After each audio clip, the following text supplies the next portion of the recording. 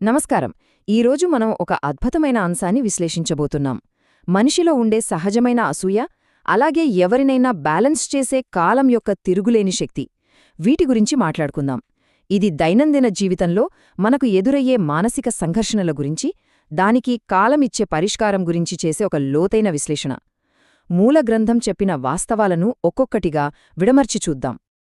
ఇక్కడ నిజంగా ఆసక్తికరమైన విషయమేమిటో తెలుసా?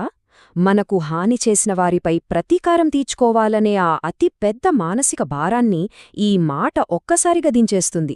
కాలం న్యాయం చేస్తుంది అనడం ద్వారా కాలాన్ని ఇక్కడ అంతిమ న్యాయ నిర్ణేతగా చూపిస్తున్నారు. ఎవరైనా మనకు తప్పు చేసినప్పుడు వాళ్ల స్థాయికి దిగజారి మనం కూడా తప్పు చేయాల్సిన అవసరమే లేదని ఇది బలంగా చెప్తోంది కదా. ఇక మొదటి భాగంలోకి వస్తే, నిజమైన సంపద మరియు పతనం, అంతర్గతంగా ఉండే అసూయ, ఆనందం మధ్య ఉన్న వైరుధ్యం. ఇక్కడ ఒక స్పష్టమైన వ్యత్యాసం కనిపిస్తోంది చూడండి. మనం బాగుండకపోయినా పర్లేదు, కాని ఎదుటివాడు మాత్రం బాగుండకూడదు అనుకోవడముందే అది మనిషిని లోపల్నుంచి నాశనం చేసే ఒక స్వీయ విధ్వంసక విషం లాంటిది. దానికి పూర్తి భిన్నంగా ఇతరుల ఎదుగుదలను చూసి నిజాయితీగా సంతోషపడటం అనేది చాలా గొప్ప, సానుకూలమైన ఆలోచన విధానం. ఈ రెండు స్థితుల మధ్య ఉన్న తేడానే మనిషి భవిష్యత్తును ఎలా నిర్ణయిస్తోందో ఇది స్పష్టం చేస్తోంది. కాబట్టి ఇక్కడ మనం గమనించాల్సిన అత్యంత కీలకమైన పాయింట్ ఏంటంటే, సంపద అనే పదానికి ఇక్కడ దొరికిన ఒక సరికొత్త నిర్వచనం. సంపద అనగానే బ్యాంక్ బ్యాలెన్స్, ఇల్లు, ఆస్తులు మాత్రమే కాదు. ఇతరుల ఎదుగుదల చూసి మనస్ఫూర్తిగా సంతోషపడే గొప్ప మనస్సు ఉండటమే నిజమైన సంపద అని మూలగ్రంథం చెబుతోంది. ఆస్తులు ఈరోజుండొచ్చు, రేపు పోవచ్చు, కాని ఈ సానుభూతి, మంచి మనసు శాశ్వతమైనవి. సరే, ఇప్పుడు రెండవ భాగం చూద్దాం. అహంకారానికి కాలం ఇచ్చే బదులు బాహ్యశక్తుల ఘర్షణ. ఇక్కడ ఒక పవర్ఫుల్ స్టేట్మెంట్ కనిపిస్తోంది. అహంకారానికి అంతిమంగా కాలమిచ్చే సమాధానం చాలా గట్టిగా, ఇంక ఎవ్వరూ తప్పించుకోలేని విధంగా ఉంటుంది. మనం ఆవేశంలో ఇచ్చే సమాధానం ఏమంత పనిచేయకపోవచ్చు, కాని కాలం కాస్త సమయం తీసుకున్నా సరే అది ఇచ్చే తీర్పుని ఎవరూ ఆపలేరు. ఇది అహంకారులకు ఒక సీరియస్ హెచ్చరిక, అలాగే బాధలో ఉన్నవారికి ఒక గొప్ప ఊరట అని చెప్పొచ్చు.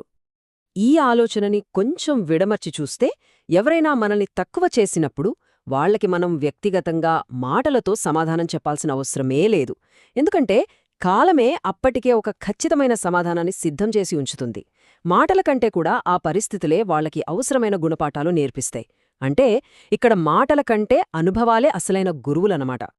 ఈ భావోద్వేగ ప్రయాణాన్ని ఒకసారి గమనిద్దాం. నిన్న అసలు ఏమి జరిగింది? కొందరు అవమానాలు ఎదుర్కొన్నారు, అహంకారుల చేతిలో చులకన అయ్యారు. కాని ఈరోజేమైంది? కాలమే స్వయంగా జోక్యం చేసుకుని కాదనలేని వాస్తవాన్ని కళ్లముందుంచింది. నిన్నటి బాధనుంచి నేటి నిజం వైపు సాగిన ఈ ప్రయాణం కాలం ఎంత స్థిరంగా తన పని తాను చేసుకుపోతుందో నిరూపిస్తోంది. ఇక మూడవ మరియు చివరి భాగం. ప్రతీకారం వద్దు, కాలమే న్యాయం చేస్తుంది, అందరినీ సమానం చేసే శక్తి. మనం ఫైనల్ కంక్లూజన్ చూసే ముందు ఒక్క క్షణం ఆగి ఒక ముఖ్యమైన ప్రశ్న వేసుకుందాం. ఎదుటివారి నుంచి విపరీతమైన అహంకారం, బాధ ఎదురైనప్పుడు వాళ్లపై ప్రతీకారం తీర్చుకోవాల్సిన అవసరం మనకు నిజంగా ఉందా? పరిస్థితులను బ్యాలెన్స్ చేయడానికి మనం తిరిగి దెబ్బకొట్టడం అవసరమా? ఈ ప్రశ్న మన కోపాన్ని పక్కన పెట్టి మరింత వివేకంతో ఆలోచించేలా చేస్తుంది కదూ. దానికి దొరికిన అద్భుతమైన, తిరుగులేని సమాధానం ఇదే. వాళ్లకి మనం సమాధానం చెప్పాల్సిన పనిలేదు, కాలమే చెప్పేసింది. ప్రతీకారం తీర్చుకోవాలనే ఆ ఆరాటం నుంచి ఇది మనల్ని పూర్తిగా బయటపడేస్తుంది. ఎందుకంటే మనం ఏమీ మాట్లాడకముందే కాలమే తనదైన స్టైల్లో వాళ్లకి సరైన సమాధానం చెప్పేసింది. ఈ ఒక్క ఆలోచన చాలు మన ఎనర్జీ అంతా వృధా కాకుండా కాపాడుకోవడానికి. ఈ విశ్లేషణను ముగిస్తూ మనం గుర్తుంచుకోవాల్సిన మెయిన్ పాయింట్ చాలా స్పష్టంగా ఉంది. వ్యక్తిగత ప్రతీకారమనేది పూర్తిగా అనవసరం. నిజమైన మానసిక ప్రశాంతత కావాలంటే నిశ్శబ్దంగా కాలం చేసే న్యాయాన్ని నమ్మాల్సిందే. జరిగిన బాధను వదిలేద్దాం, ఎందుకంటే కాలమే ఎప్పటికైనా అంతిమమైన తీర్పునిస్తుంది. చివరగా ఒక్కసారి ఆలోచించండి.